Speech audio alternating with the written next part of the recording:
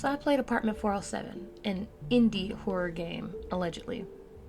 In reality, it felt like a dev team had just discovered Unity, learned how to program basic mechanics, and decided to call it a day.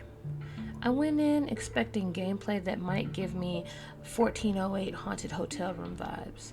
What I got was a 35-minute Tubi movie in video game form. But let's break it down.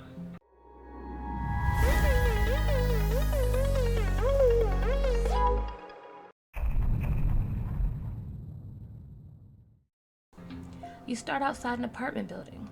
Apparently, you just moved in. Your unit, 3rd floor, apartment 307. You take the elevator up, walk into your new apartment, and immediately get serenaded by what I can only describe as live-in construction workers upstairs. Full industrial power tools symphony in 4K surround sound. Annoying? Yes. Horror? No. The next day, your huge floor-to-ceiling living room window gives you a moment of so-called spooky, a flickering streetlight across the parking lot. Now, I've lived in a lot of apartments in my life. That's not horror. That's Tuesday. You lean in for a closer look. Jump scare. A bird slams into your window and cracks the glass. And that's about as high as the adrenaline spikes get. The plot, and I'm using that word generously, drips out in weird little moments. The elevator drops you off in a random room that has a piano, which is completely useless by the way, and a cupboard. Inside said cupboard, a black-eyed, weird, gray demon limbo child asking for help. You also find a car key.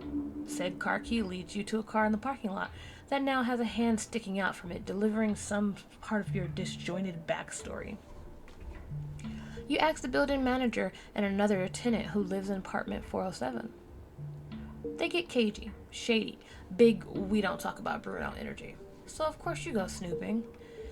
All of a sudden you hear banging on the door. Neighbor McCreepyPants is outside saying he knows you're in 407 and for you to come out. You hide in the bathroom until he gives up. In the bathroom, you find a diary from a woman who bought the apartment. She wrote about how the other tenants were standoffish and got even shadier when she tried to sell it. The big reveal? You find the master bedroom key in the mailbox, open the door, and Ghost Lady and Limbo Child are just chilling there like they're hosting a weekly seance.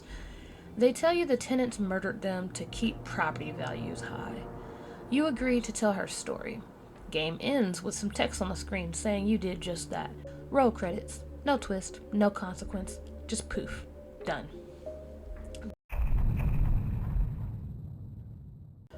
What I wanted. A tense, atmospheric descent into haunted apartment madness. What I got? 2 jump scares, 0 actual stakes, a plot that read more like a 2007 chain email, and the horror pacing of a lukewarm Hallmark mystery. The whole thing screamed mechanic test build more than finished game. Replay? Absolutely not. Once you've seen both jump scares, you've experienced 90% of this game's emotional range.